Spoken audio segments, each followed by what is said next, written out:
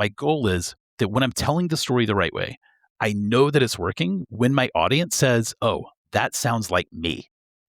And now when it sounds like them, the story stops being about me. It's all about them and their experience. And I am sort of merging the lesson that I want to teach into their world. I'm doing the work to move to them rather than hoping that they will do the work to move to me. Just like Dan Manning said, you know when you've landed a story when your audience is leaning into your every word. You're communicating a shared vision, a common pain point, a way forward. But too often your message gets lost because you're not tapping into what truly matters to the people you hope to reach, leaving your best ideas and biggest opportunities on the table. Hello and welcome to the Business of Story. I'm Park Howell, and I am honored to have Dan join us today.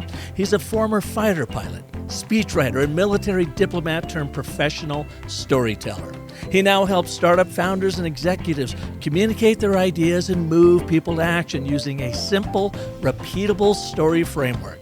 The stories he's crafted have raised millions in investments, sold millions in products, and helped leaders land dream jobs at Fortune 10 companies. Today, you will learn how to identify and use your audience's pain to drive results.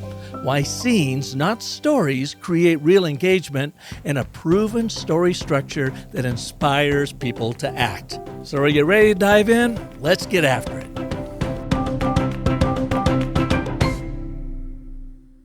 Well, hello, Dan. Welcome to the show. Thanks for having me. I'm looking forward to it.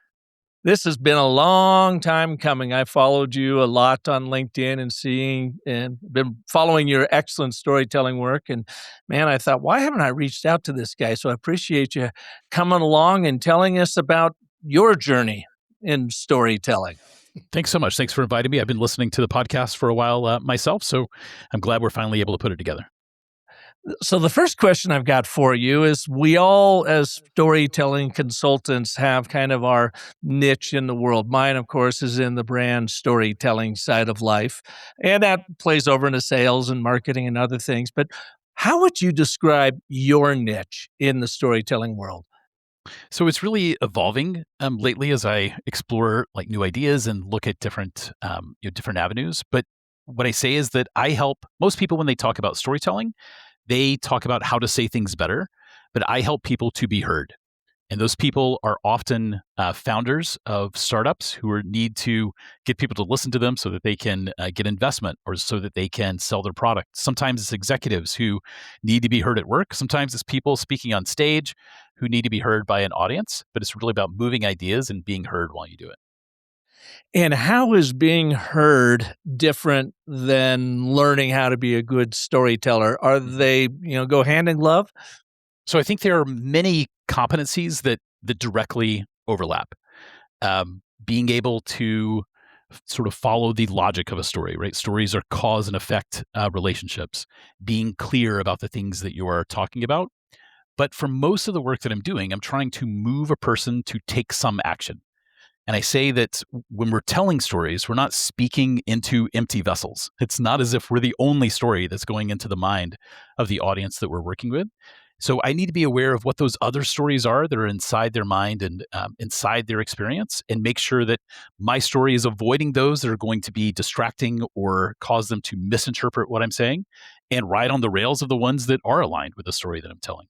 I say that the storyteller only does about half of the work. The rest of the work is done by the audience. So I focus a lot on what the audience is thinking. So you really have to do a deep dive into your audience and understand who they are, what they want relative to your story, and then in telling that story, invite them into it so that they can feel a part of it. So I actually take a slightly different approach, because when I first started out, it would become easy to look at deeply into the demographics of the people that I'm speaking to, but often those demographics didn't really give me what I needed to actually connect with them. What I found is that I can do about 80% of the work of capturing the attention of my audience by focusing on the pains that they have. So I say that every business is a business because one person pays another person to relieve their pain. And when I can have this deep understanding of what the pains are that my audience experiences, and how I can help to relieve those pains, now I'm sharing something with them that they're already interested in. I don't have to make them interested in my thing because I'm connecting to what they're interested in, which is usually themselves. And I can get 80% of the work done just by really understanding their pain and being able to communicate back to them in a way where they say, you know what, like this person gets it. And if they get my pain so well, maybe they also understand the solution to it. And I've always thought of story as being a survival tool because it's how we make meaning out of the madness of being human beings. And when we are in pain, physical pain, existential pain, emotional pain, it plays to our survival centers of like, get me out of this, get me to my happy place. And stories are what transport it. And to your point, I think you're dead on, is if you are selling anything out there, you have to sell to demonstrate how you are going to relieve their pain. I directly say that humanity survives or survived this far because of stories. If you think about deep human history, humans have been telling stories as long as there have been humans around. We didn't even start writing them down until about 5,000 years ago. So prior to that, like all human knowledge was passed from person to person and usually through some type of story. And our brains, haven't changed that much over the past, 100,000, 5,000 years or so. So if we can go back and communicate to people on this very visceral level about the things that they are already concerned about, our message just rides along with the wiring that already exists there. But it takes work to really refine that message down and to get the story so clear that it can't be missed. You'll appreciate this being a military guy. We're going to get into that a little bit because I want to understand and let our listeners understand your Air Force background. But I had a client, Trevor Hill, and he came out of the Canadian Naval, force. He was a leader on an aircraft carrier, and he handled water. Water cleaning, contamination, everything water-wise. When he retired, he came down to Phoenix, started a company called Global Water that was treating water and delivering it back to, communities. And I was sitting down across from him one day in his office, and he looked at me and he said, Park, sales is nothing but three things: find the hurt, amplify the pain, heal the wound. And I thought, man, that is so good. It even kind of follows the 3-act structure of story, but I thought he was dead on. So how did you get in the storytelling world? So probably the first professional storytelling that I did was as a fighter pilot. I would say I was a pilot training instructor for a while as well, teaching brand new pilots how to fly. And what we would say there is that you will not survive long enough to make all the mistakes yourself. You have to learn from the mistakes of others. And the way that you learn from the mistakes of others is through story. So if you go to any fighter squadron in the probably in the world by now, on a Friday night, there's going to be people who are in every different corner of whatever place that they're in, and they're sharing stories. And those stories aren't just stories that are, bragging or fun. Like those are stories that are conveying lessons. I say that story allows me to learn from someone else's experience without having to suffer their pain. So when we would share these stories together, not only does it become something that the person that I'm speaking to who is in pilot training or in the same type of airplane or might in the future be in a similar type of situation, it's not only something that they can visualize, but it's something that they will remember at the time that they need it. So I told thousands and thousands of stories as a fighter pilot, but then my Air Force career, I was eventually a speechwriter, so I was writing stories and speeches professionally. And then, after I retired, I began focusing very specifically on story, but using it to really move ideas. I don't write fiction. I don't have a screenplay in a drawer somewhere that's waiting to come out. I'm helping people to tell these short stories that move ideas so people will take action. Oh. Can you say something to us in Russian? Да, я еще говорю на русском, но здесь это очень, очень трудно, потому что я живу в Алабаме. And what was that? So I said, sure, I can still speak Russian, but it's really hard because I live now in Alabama and there aren't too many people to practice Russian with. And how did you learn Russian? Where did you learn it? Oh, yeah. So for a year, my Air Force job was to learn Russian. So I was... Now, what? In 1 year, you learned Russian that well? So the story that I tell is, there wasn't like one day when you go from not speaking Russian to Right. speaking Russian. I was selected to be the defense attaché in Kyrgyzstan. So it's in Central Asia, and the language, especially in the capital, is Russian. And if I want to communicate with people and get to know them and have relationships, I need to speak the language. So for a year, my job was every day to go to this one-on-one instruction, just me and my teacher in a very small room. Every question that he asked, he was asking me. There was no place to hide. So we learned Russian over that time. On the first day, like we literally started on the alphabet. And then by the end, I was able to have shorter conversations. I spent a month in Ukraine living with a Russian-speaking family to learn that. And then on the night that we're finally going into Kyrgyzstan, we're on a military transport. It's myself, my wife, and our 3-year-old son. The customs officer comes onto the airplane, and in Russian, asks me to come off. So I come off the airplane, and we do all the customs work. And then he finally stamps my entry into the country, and I had done it all in Russian. And it was at that moment that I said, you know what, I probably speak enough Russian that I can do okay here. And then after that, every day is a learning experience. Well, that is awesome. I mean, you obviously a quick study.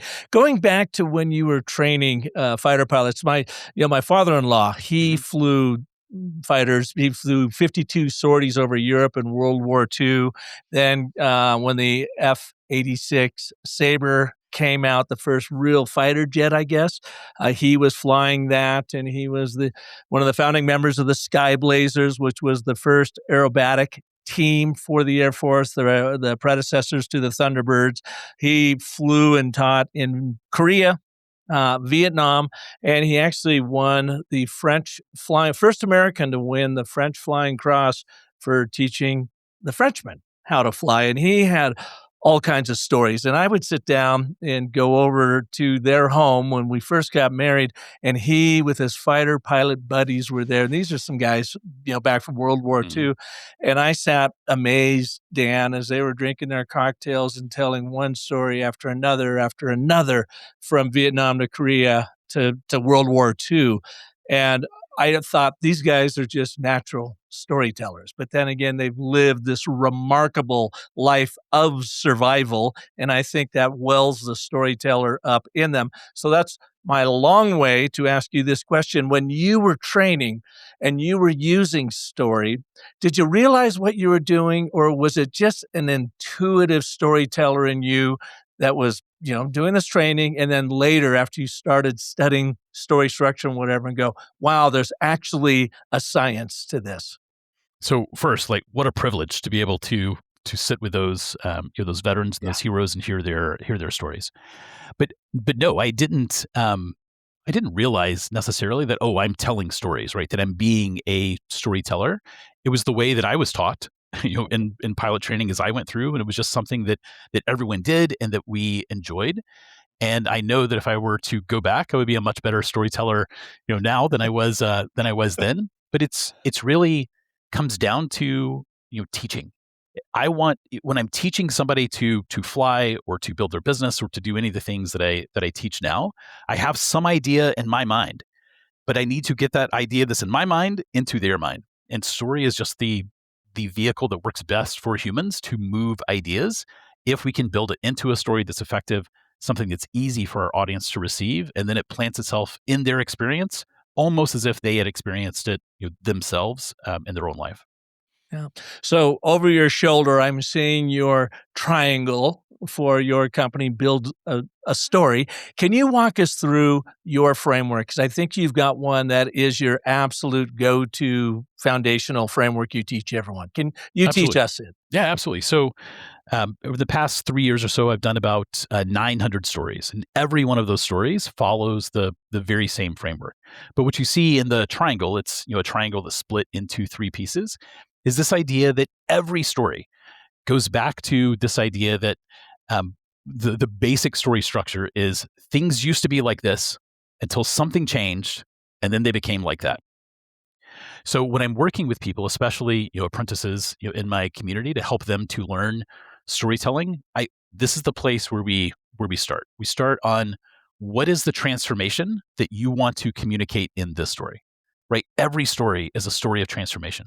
what is the transformation we want to communicate? You've got to be very precise on what that is. Otherwise, you risk kind of wandering around and not telling a coherent story. And then the second step is what I call the micro story, which is purely the before, the change, and the after.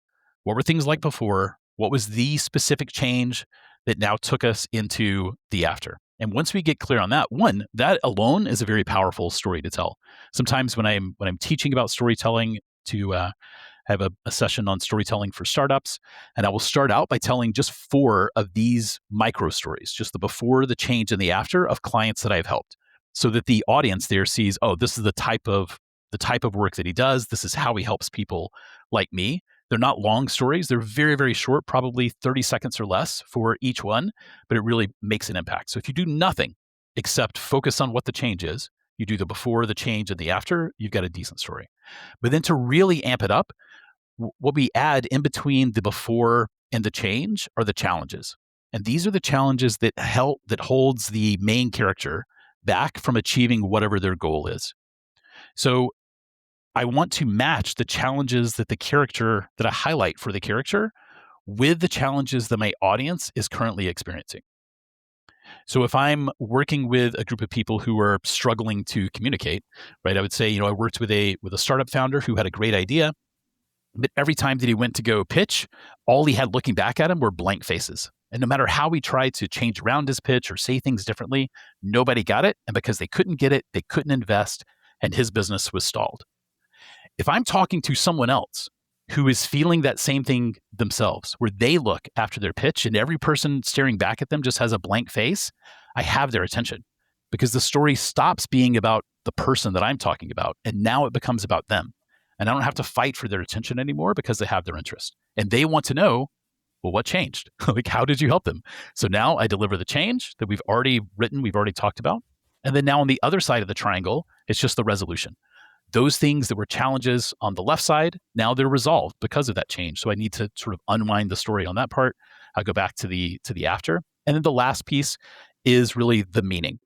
And I will deliver a very short statement of what I mean inside this story, just because I don't want my audience to miss it. I'm not telling stories for entertainment, although they can be entertaining. I'm telling stories for an effect, and I'm going to hammer that point home. And it doesn't seem like it's overdone. It all goes together. And now I've got a complete story that I can tell that's going to move an idea, that's going to speak to this audience and convey the idea that I'm trying to get in their brain. All right. We've got the symmetry of it. It's and I'm going to boil it down just very basic if I got this right. Before, change, after, meaning. What does it mean? Is that more or less, the simplest way to think of it? So I would add in the challenges, right? The challenges, so it's before challenges, change, resolution, meaning. Yeah. Thank you. Okay. That's what I was looking for. I thought I was missing something.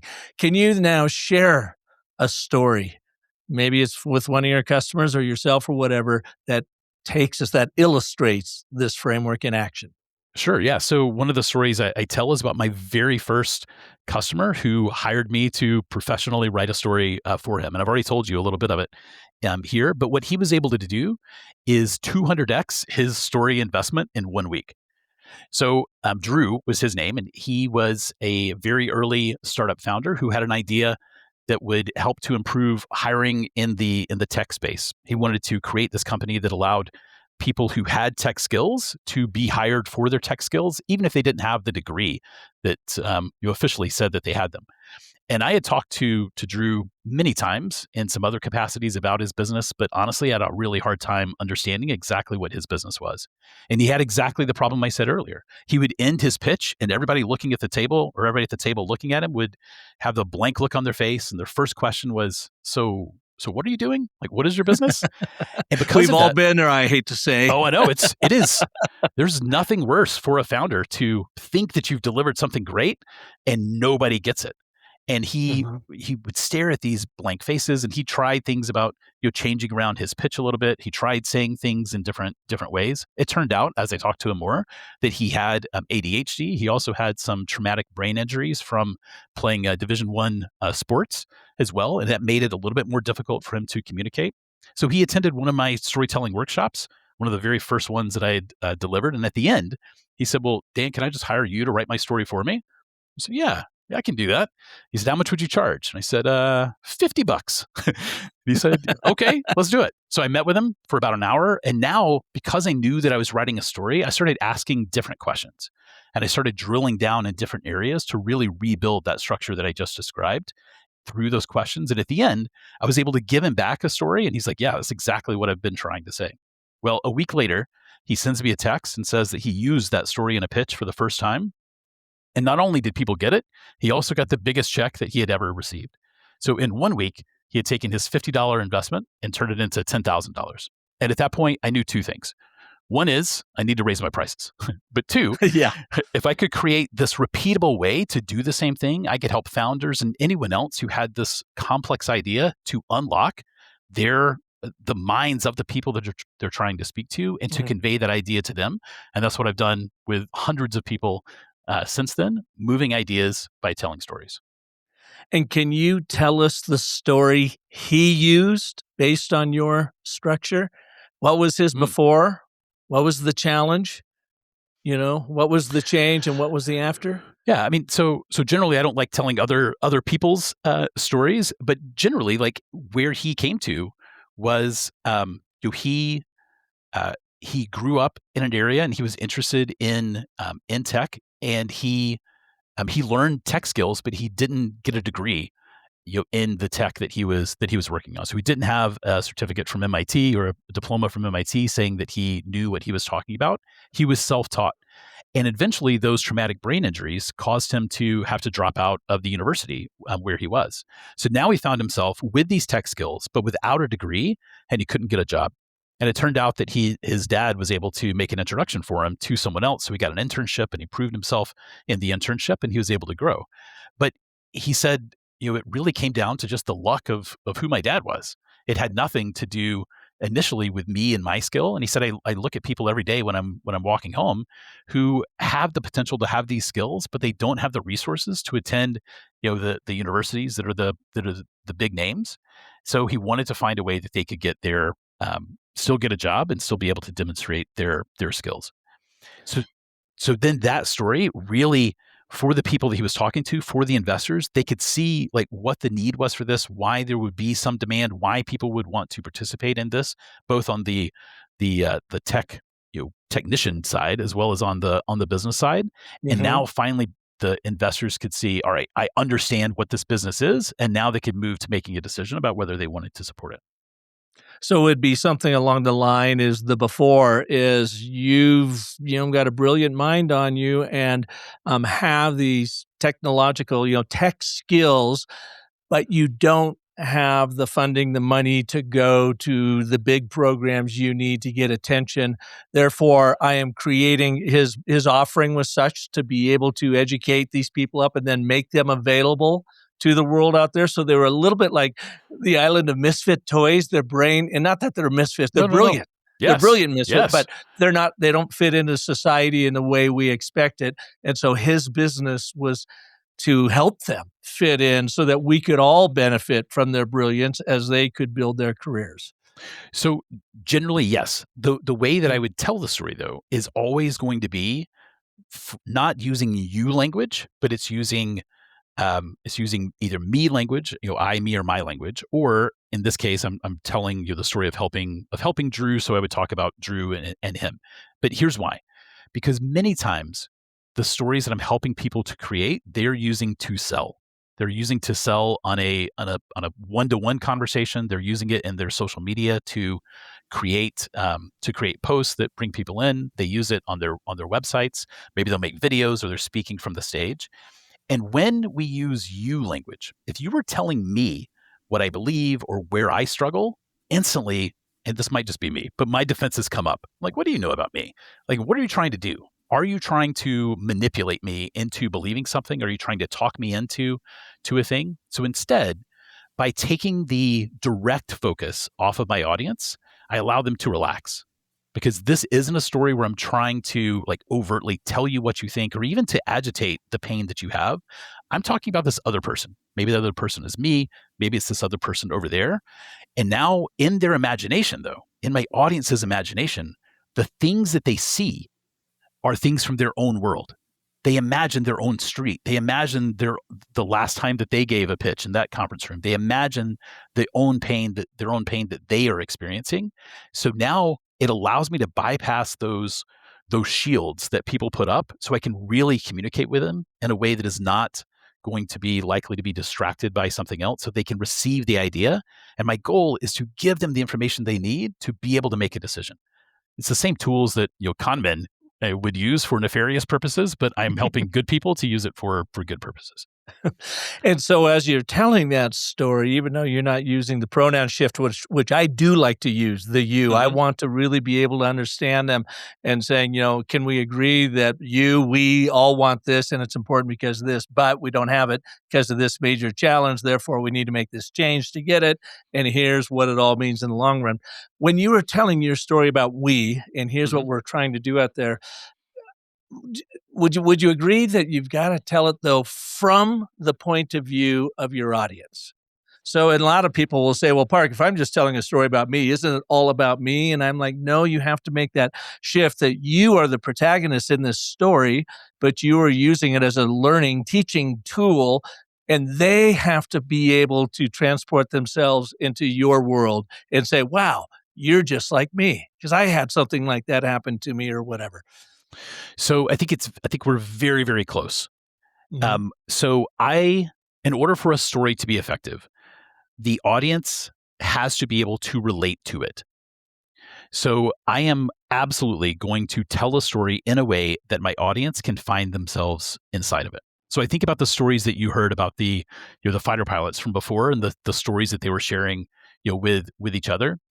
I would imagine that, if you weren't in the room, the stories would be a little bit different, because they can speak maybe more precisely about places that, they all knew. They can speak precisely about the aircraft that they were in. They can speak precisely using fighter pilot language about how they were pulling up on the guy's six and they're getting ready to hammer down. And they're using this different language that might not resonate with you.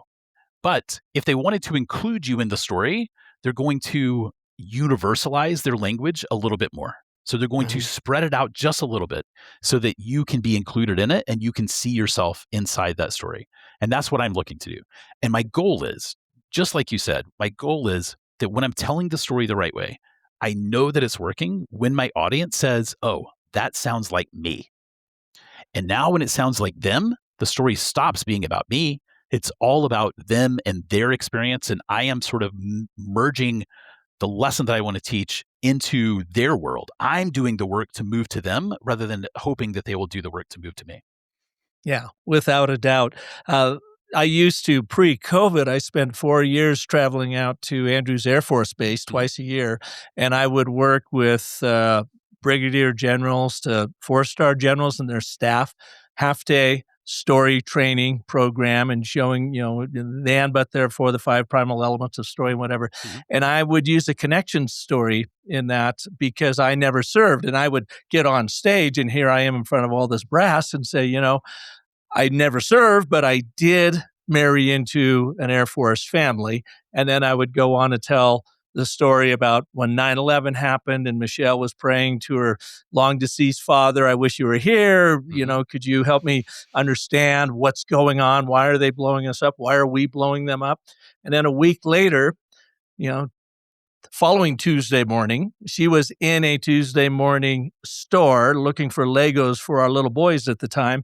And she looks over and here's a model airplane of an F-86 with the Sky Blazer paint job on it that he had designed as commander of the Sky Blazers. And she's like, whoa, and walks up, hands it to the young lady at, the cashier at the front and says, what does it say right on the, what do you call that, right below the cockpit? It's not the cowling, but, they've got the name on it. Yeah. Yeah, and it was Captain Jim Reynolds. It was her father's airplane made into a model airplane. And to me, that was like, the universe, her father saying, here, I still am with you. And I would share that at every one of these trainings in front of, hundreds of these generals. And it was my way to say, look it, I'm going to probably make some mistakes. And some of the things I talk about, if it comes down to Air Force, but I have great admiration for what you've done. And here's an experience I've had. And I'd show then a picture of that airplane. But it was a way for me to use that 9/11 story to, and then at the very end of it, Dan, I'd say, and so today I just respectfully ask, can I be your storytelling wingman? And then they would all laugh and clap Sure. and whatever, and away we would go. But that connection story was so powerful from my wife's point of view, told by me, but really to connect with those Air Force leaders. Yeah, and that's the type of story that reveals what is valuable to you. Right? You reveal your values of family. You reveal your values of of patriotism of America and of grief that everyone that was around at 9/11 experienced. You get to share these pieces of you that you would not be able to share if you just put up a slide of like here's who I am and here's the cool things that I've done in my life. Yeah, in that connection story. What are some things that our listeners can do right now following your framework without you in the room of just like, give them a little bit of guidance that they could start capturing a story Yeah. For capturing a story, or, well, yeah, anything. that's great. No, Yeah. no, that's great. No, no. Mhm. So in my apprenticeship, one of the challenges that people have when they join is like, oh, I don't think I have any stories to tell. So I try to have lots of different techniques to get them to see the stories that they have. But if we go back to the key principle that I believe in all the storytelling that I do, is that every story is a story of change. Every story is about change. And the more precise I can be about the moment of change, the more impactful my story will be. So, what I challenge people to do is to think about their lives and think about those times when things changed. And one way to do that is to think about, like, why do you live in the place where you live now? And there's this whole series of changes in your life that happened to put you precisely in that home and to put me, into the place where I live here. Go back and find those moments of change. What are those moments when you could have done this, but instead you decided to do that, or you used to do this and now you do that thing? So you can start out with easy things about where you live, or the job that you have, or the profession that you have. You can start going a little bit deeper into, why do I believe this? Why do I believe this thing? And find those stories that illustrate those ideas. And when you start doing it, I tell people to set your goal of having 10, because if you do 10, you're going to then find 100 because every one of those is going to branch off to somewhere else. And I've even, like, for myself, I've made this big like story map of all these moments of change in my life. So now when I am in a place where I'm teaching or I'm speaking somewhere and I need a story, I think about, what is the message that I want to convey? And then I go look at my giant story map of, which of these will help me to convey that message. And I don't have to just, spend days kind of racking my brain for, what's a great story to tell. I love that idea about a story map. I think of it as a story bank. You bank all these stories. I've got 60 or 70 of them in our Genie right now. Mm-hmm. But when you're talking about story map, I just picture it as being much more visual. Oh, there was this, and then that, and then that. And so you can go in and pull from it. Absolutely. And some of those stories I will probably never tell, but they're important stories for me to recognize, right? For me to see that this was an important moment in my life where things used to be like this until this moment. And then after that, things became like this. And it's just so much easier for me to find stories to tell when I have them sort of in it's kind of this chronological, but also clustered way to be able to see them. Dan, I had an interesting experience working with a very, very sharp sales team, a medical device sales team in Chicago, 60 some sales professionals, and I was training them, and I got feedback from the person that brought me in and said, people are really freaked out about story and storytelling. They just, like you said, feel like they don't have any stories to tell. And these are very confident salespeople. And that was kind of an aha moment for me. And I told him, I said, okay, let's not even think of story or storytelling. I want you to start thinking about scenes, just like what you're talking about. Take me to a moment in time when things changed and what that meant to you. And then, like you said, and I love that idea, go and find 10 of these moments. And to me, I did a TEDx talk on this about stop looking for your story and start finding your scenes. Mm-hmm. Knit those scenes together and your story's going to find you. essentially. That's what you're talking about. Yes. So typically the stories that I create for people are about 3-minute stories, and they're about 3 minutes. Also based on Robert McKee's work in Story, where he talks about how most scenes, in movies or TV shows are about 2.5 to 3 minutes long, and what Yep. we're actually delivering in each of these stories that I write is a scene in this larger life story or this larger narrative that we might be conveying. But still, the principles of story apply to each of those scenes, right? Every scene in a movie needs to have something that changes, something that advances the story. You still have this before, you still have this change, and you still have this after. So we're just thinking about what those are, and we're really concentrating on how to deliver that in a very easy to understand way. And then if you want to tell bigger stories, and I've told and recorded longer stories, but it's really made up of all these individual scenes that are stacked together to get to this big overall change that can convey this larger meaning that I'm trying to deliver. Yeah, I never realized that in watching movies, and I love them, that each scene had its own story dynamic in that. And I went to Robert McKee's story conference Mhm. over in, the Sheraton LAX way back when. And that's where he explained that. And I'm going, oh, that totally makes sense to advance the story. And I thought it was really interesting, Dan, where he talks about either it's got to, if the scene starts in a negative way, Mhm. it needs to end in a positive way, or vice versa. If it starts at a very Mhm. positive, then it's got to, and you got this polarity of energy in each scene. And I started really paying attention to that, and it was fascinating. Like the protagonist would show up, and they were putting their foot down on something, with someone else, and all of a sudden that other person in there takes control of the conversation, says, actually, you're wrong about that, Park. What we really need to do is this, and you're the one that's way off base. And you're like, whoa, the dynamic of that completely changed. But there's that word, Exactly. change. Yes.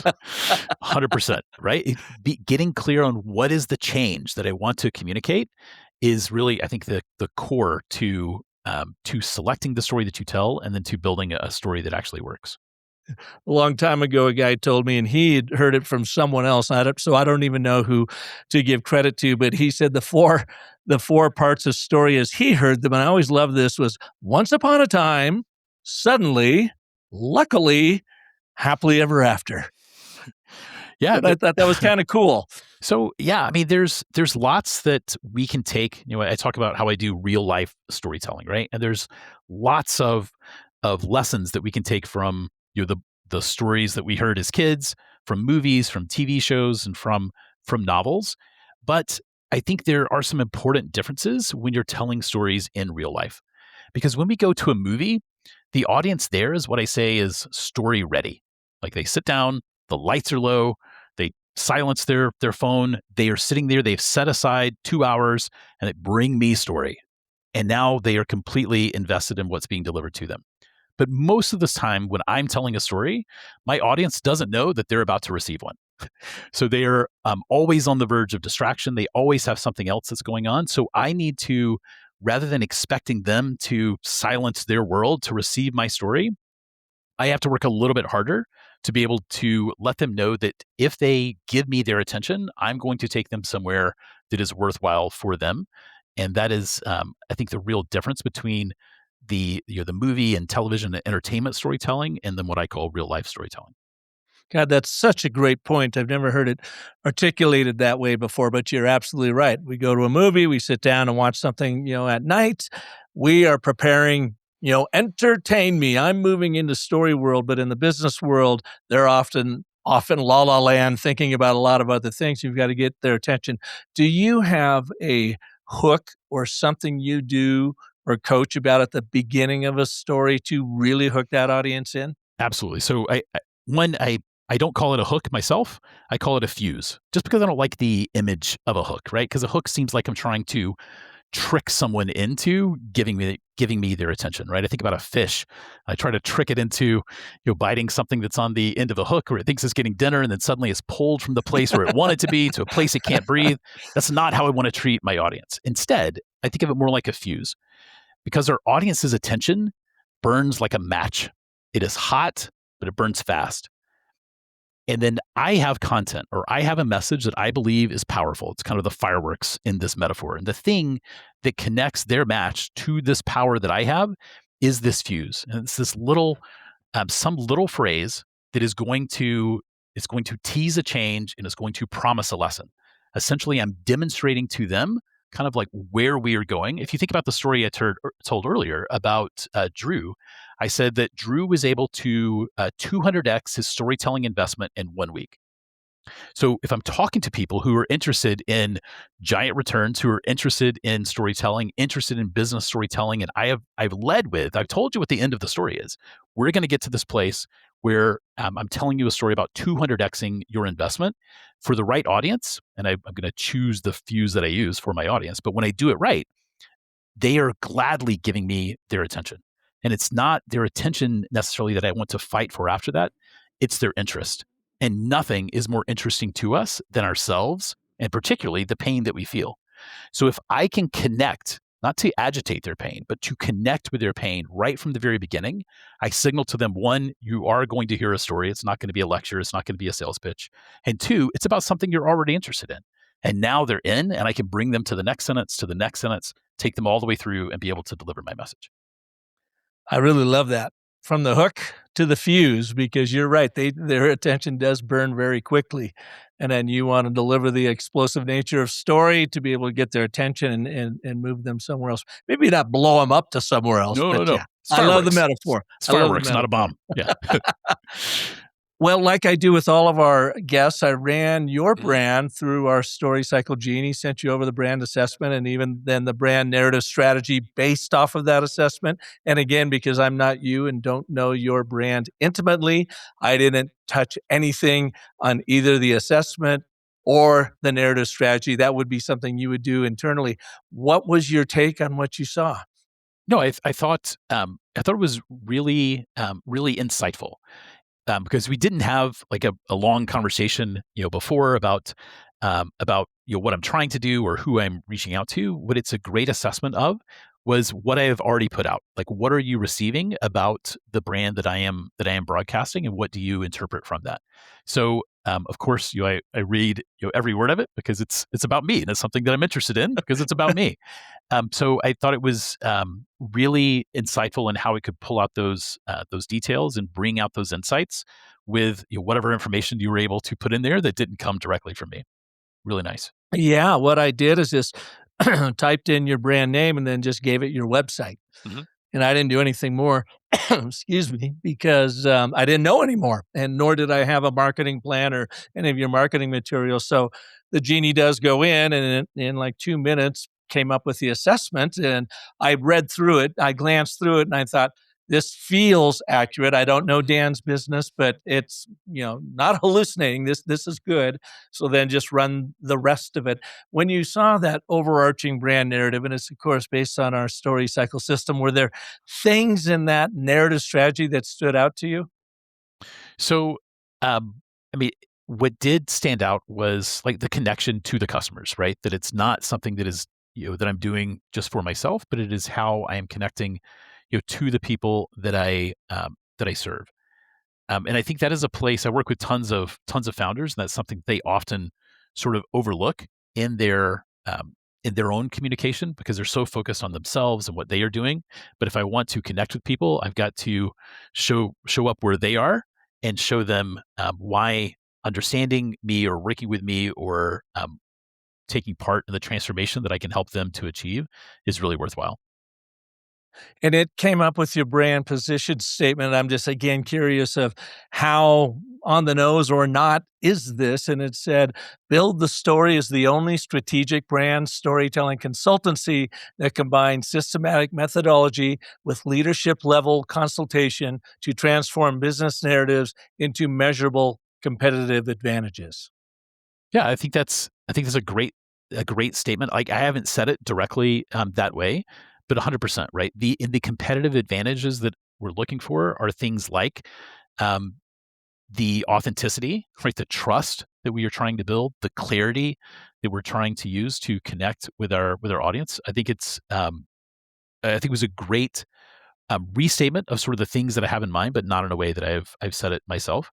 I'll also say that my website, I built it, a few years ago, and I haven't updated it so much because it is not my main channel for how I am broadcasting. But it was great insight into what people are receiving if they don't know me from LinkedIn, if they don't know me from my Substack, if they've never heard me somewhere, and all they do is go to the website, and how I am influencing people there. Yeah. And after talking with you more now, learning more about you, where it is talking about a brand storytelling consultancy, is that accurate, or would you be more about a startup founder storytelling consultancy to get even more specific to your audience? So I'm sort of in this period of transformation myself, even right now, right? Because I've told hundreds of stories that have helped founders to raise millions of dollars to sell millions of dollars worth of product. But I also believe that there's this deeper power of story that goes into like how we see ourselves and how we understand who we are, and it's this connection between people. And this is sort of the place that I think all people who think deeply about story end up. Joseph Campbell ends up there, um, really in how these stories are influencing our thinking and who we are. So I'm sort of in this place where I'm looking for other ways to use story to help to move ideas and help move people to decision making. A key part of that right now is with founders, because founders have these ideas and they can't move unless somebody else understands their idea, sees why it's valuable, and sees how to connect with it. So that's just a place that is close to my heart. I love working with entrepreneurs, but also we can see like fast results. You go from the blank looks to, oh, tell me more about that. And that alone is incredibly valuable for founders and incredibly rewarding for me. You light the fuse. 100%, right? You light the fuse, you deliver on the promise that you've said there, and now people say, he gets me, she gets me. They understand what I'm going through, and they understand it so well, then they probably also have the solution to it. Yeah. Well, this has been awesome, Dan. Where can people learn more about you? So probably the best place is right on LinkedIn.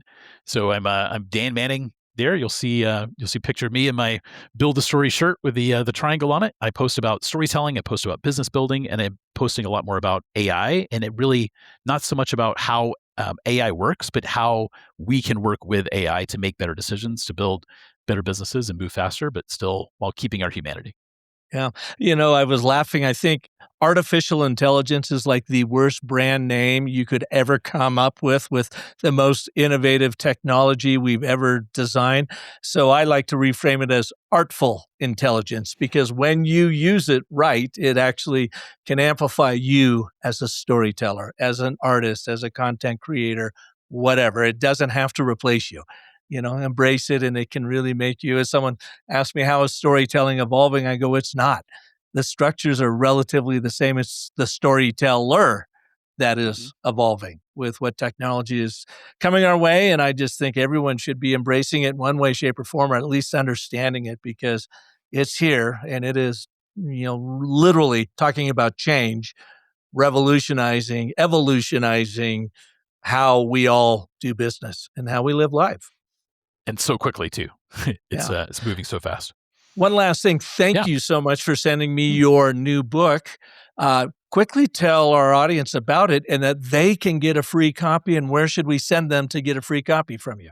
Yeah, 100%. So I do a lot of working with people on their pitches, and I'm often a guest reviewer for pitches, and I've done that for hundreds and hundreds of people. So I took all those things that I find myself saying over and over again and put them all into one very condensed book, which is the Story Stage Startup Guide to pitching your startup. Actually, let me say the right way.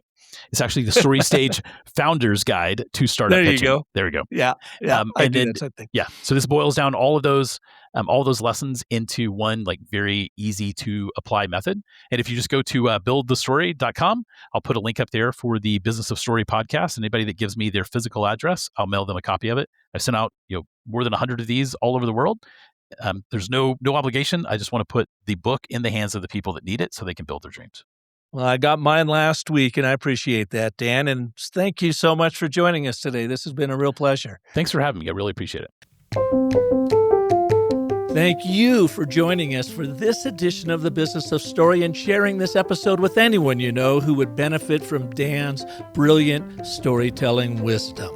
Now, if you have not yet tested the strength of your brand story, do it right now at storycyclegenie.ai. It's absolutely free, and it's going to give you a 14-point storytelling assessment. You're going to love it. Now, I hope you'll join me next Monday when we have Charles Gadet here. Yahoo Finance calls him the CEO Whisperer because he created this predictable profits operating system, which has helped his clients generate over $100 million in revenue. But it only works if you get out of the founder's trap first. He's going to show you how to do that. But until then, remember that the most potent story you'll ever tell is a story you tell yourself, so make that one epic. Thanks so much for listening.